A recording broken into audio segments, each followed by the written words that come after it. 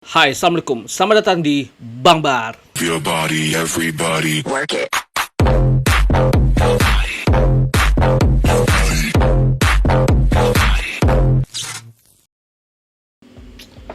Oke guys, kali ini kita bakal nontonin sebuah video. Ini lagi viral banget. Ini adalah judulnya sih jawaban Pak Jokowi atas tuduhan kecurangan, guys. Ya udah langsung aja kita simak videonya seperti apa.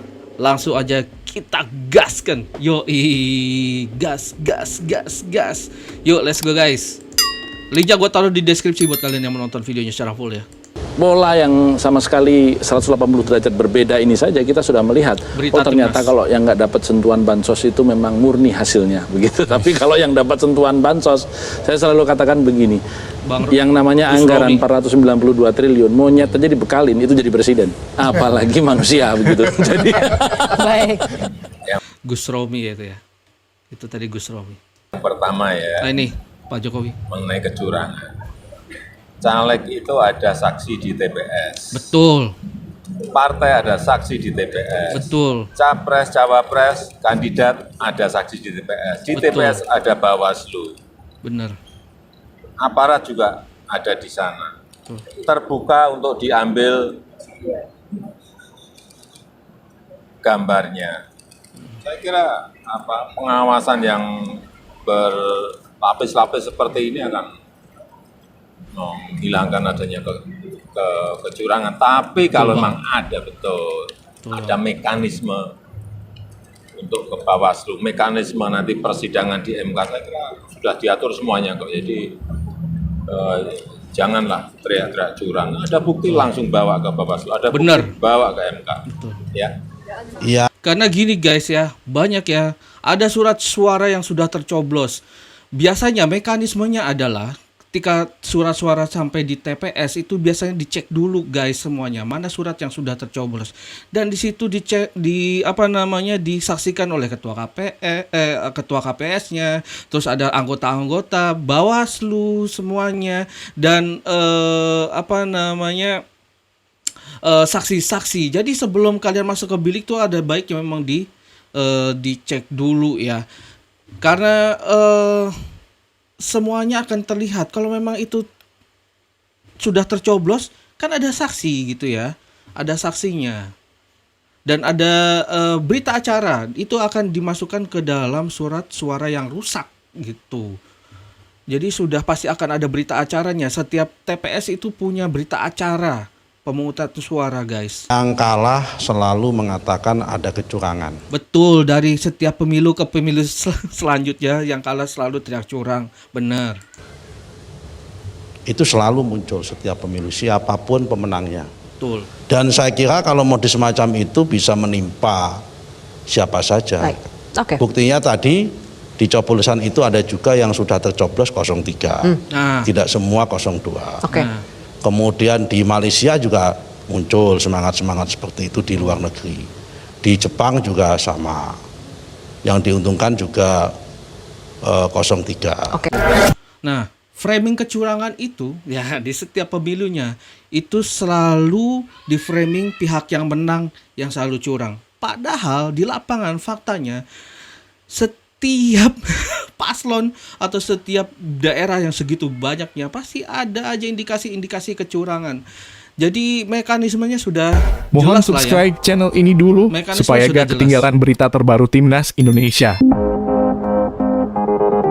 Pengakuan sangat jujur dan berani Prabowo usai dituduh curang oleh lawan politiknya. Jawabannya, bisa bikin sangat kaget. Tonton video ini sampai selesai, karena akan ada kejutan nantinya. Calon Presiden nomor 02 Prabowo Subianto menyatakan bahwa ia tidak mempermasalahkan tuduhan kecurangan yang dialamatkan kepada pasangan calon presiden dan wakil presiden nomor urut 02 Prabowo Subianto Gibran Rakabuming Raka dalam pemilu 2024. Prabowo Subianto menyerahkan penilaian atas tuduhan kecurangan tersebut kepada masyarakat Indonesia yang sedang melakukan pemilihan presiden dan wakil presiden untuk periode 2024-2029. Dalam pandanganku, tidak ada masalah dengan tuduhan curang. Yang penting bagi saya adalah rakyat. Saya tidak peduli.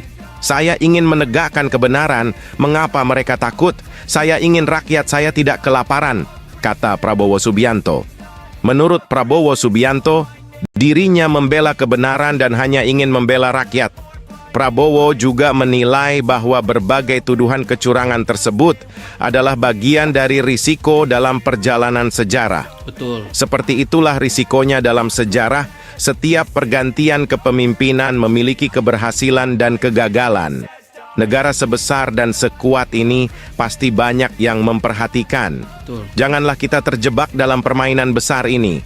Selalu dalam sejarah, jika tidak dapat membunuh orangnya, mereka membunuh karakternya, ujarnya. Ya, terlepas dari tuduhan-tuduhan kecurangan dan banyaknya kekurangan-kekurangan dari pelaksanaan pemilu tahun ini ya guys. Tetapi setidaknya kita terus menghormati proses yang berjalan gitu ya. Terus menghormati proses yang berjalan dan memang kalau terbukti ada kecurangan, ada mekanismenya. Yang menuduh, buktikan gitu ya. Buktikan dan sampaikan ke Bawaslu atau mungkin nanti bisa sampai ke MK gitu ya. Baik proses dari masa kampanye atau sebelum pencoblosan bahkan di masa pencoblosan juga gitu ya. Bagi capres nomor urut 02 itu, pemilu 2024 tidak hanya tentang persaingan, tetapi memiliki tujuan yang lebih besar. Saya berharap semua pihak memahami ini demi tujuan yang besar. Dalam setiap persaingan, pasti ada yang kecewa, tidak mencapai hasil yang diinginkan, Betul. dan saya selalu berpendapat bahwa kita harus mengutamakan kepentingan besar, kepentingan anak-anak dan cucu-cucu kita, kata dia. Dan biasanya kalau ditemukan kecurangan di suatu daerah, ya itu tidak mutlak. Maksudnya gini guys, tidak mutlak terus membatalkan hasil pemilu di nasional gitu ya. Karena biasanya oh ya udah suara ulang gitu biasanya. Pemungutan suara ulang atau hitung ulang. Sampai gemparkan media asing. Tim Anies Baswedan di luar dugaan nekat ambil keputusan ini usai merasa dicurangi di pemilu 2024. Anies Baswedan mendapat sorotan media asing setelah Pilpres 2024 selesai. Media asing seperti Al Jazeera dan Channel News Asia, CNA, menyoroti reaksi Anies mengenai adanya dugaan kecurangan pemilu. Anies sendiri saat itu mengatakan bahwa perhitungan suara Pilpres harus menunggu pengumuman resmi dari KPU. Kami akan menunggu sampai ada hasil resmi dan kami akan menghormatinya, ujar Anies. Ia juga menyinggung mengenai banyaknya laporan mengenai kecurangan pemilu yang diungkapkan oleh beberapa masyarakat. CNA dalam artikelnya menuliskan judul Presidential Hopefuls Anies, Ganjar not conceding yet, despite exit polls showing Prabowo with near 60% vote share. Yes. Di sisi lain, tim Hampir pemenangan 60%. nasional Anies Muhaimin, Timnas Amin, menemukan benang merah terkait indikasi kecurangan dalam pemilu 2024 yang dimulai sejak sebelum pencoblosan.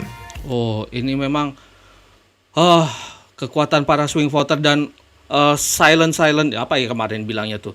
Itu memang benar-benar ya yang tidak mengikuti tapi mereka melihat ya mereka bisa memilih dengan rasional mereka sendiri tanpa emosi bagaimana memilih Pak Prabowo seperti apa guys dibandingkan dua calon yang lain.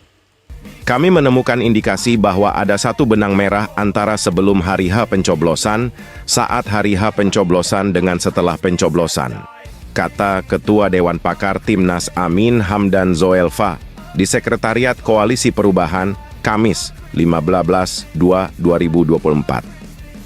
Hamdan mengatakan bahwa indikasi pelanggaran dalam pemilu 2024 terjadi secara terstruktur, sistematis, dan masif, TSM. Berbagai bukti, kata Hamdan, saat ini masih dikumpulkan untuk memperkuat dugaan pelanggaran tersebut. Ya, kata-kata TSM, terstruktur, sistematis dan masif, setiap pemilu pasti akan keluar. Tuduhan itu pasti akan ada, guys. Jadi tinggal pembuktian saja nanti di sidang MK atau bisa dilaporkan langsung ke Bawaslu.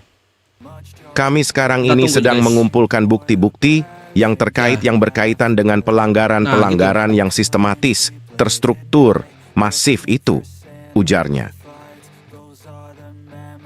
Pernyataan mengejutkan Presiden Jokowi usai kubu lawan Prabowo teriak kecurangan di Pilpres 2024. Presiden Joko Widodo, Jokowi, meminta semua pihak yang mengetahui kecurangan pada pemilihan umum, pemilu 2024, agar mengikuti prosedur pelaporan yang tersedia. Betul. Antara lain melalui Betul. Badan Pengawas Pemilu, Bawaslu, dan Benar. Mahkamah Konstitusi, Betul MK. banget. Nah, itu Ya dia. mengenai Itu kecurangan, dia jalurnya. caleg itu ada saksi di TPS, partai ada saksi di TPS, Benar. capres-cawapres kandidat ada saksi di TPS. Di TPS ada Bawaslu, aparat juga ada di sana.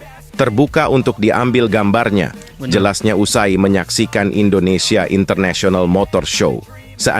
Bener. Seandainya tidak bisa terselesaikan, kata Jokowi, ada prosedur mengajukan gugatan ke Mahkamah Konstitusi, MK.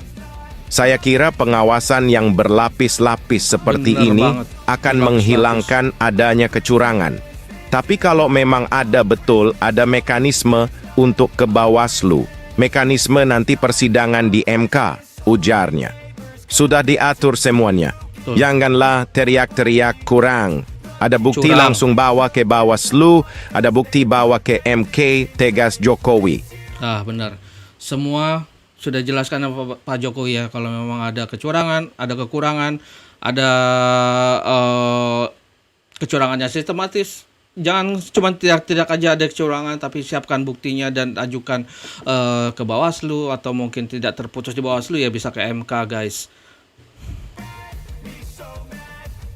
Gibran ingin sowan ke kubu Amin, malah dapat respon mengejutkan begini. Ya. Meski menghormati keinginan Gibran, kini Timnas Amin memilih untuk fokus terlebih dahulu pada perhitungan suara. Hal itu diungkapkan juru bicara Timnas Amin, Mustafa Nahrawardaya.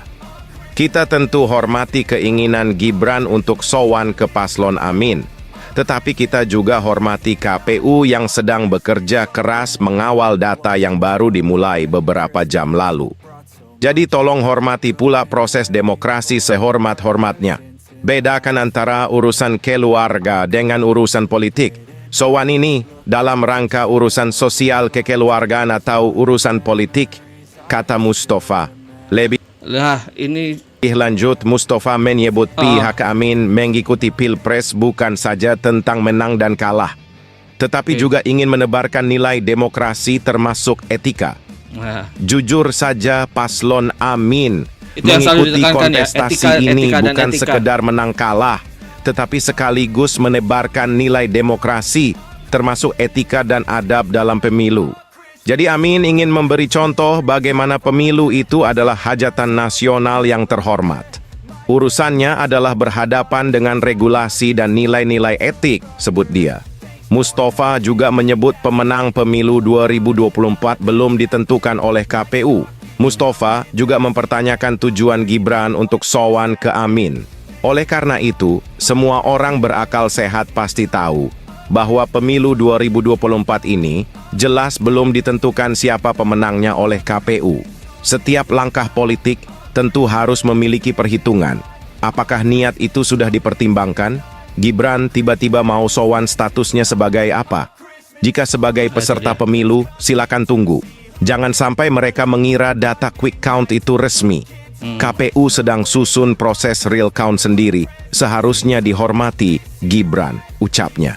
Nah itu ya, dari kubu 01 beranggapan bahwa kalau misalkan kita sudah bertemu dan salaman dengan paslon nomor 02 Mas Gibran yang ingin bertemu, ya udah dianggap selesai aja gitu ya, udah dianggap. Nah mereka tidak mau, guys. Jadi tetap harus menghormati proses yang ada di KPU, resminya menunggu. Yang sekali lagi yang ditekankan adalah masalah etika. Itu dia, guys, masalah etikanya. Mustafa menegaskan Timnas Amin saat ini fokus untuk mengawal suara. Dia kemudian menyinggung soal potensi kecurangan. Mohon maaf, Timnas Amin sedang mengawal suara. Lebih parah dari 2019, pemilu kali ini bau kecurangannya sungguh sangat menyengat. Seharusnya Gibran lebih paham, pungkas Mustafa. Oke, itu semua tetap harus dibuktikan ya, tetap harus dibuktikan. Jadi tidak hanya bisa asal tuduh yang tak berdasar, tetapi harus benar-benar dibuktikan dan harus ada bukti kecurangannya. Itu dia guys. Oke, itu dia. Kalian bisa simpulkan sendiri bagaimana perjalanan pemilu kali ini. Bagaimana menurut kalian? Dan yang pasti adalah suara rakyat itu sendiri yang menentukan. Kita ketemu lagi di kontenku berikutnya. Bye. Assalamualaikum. Peace.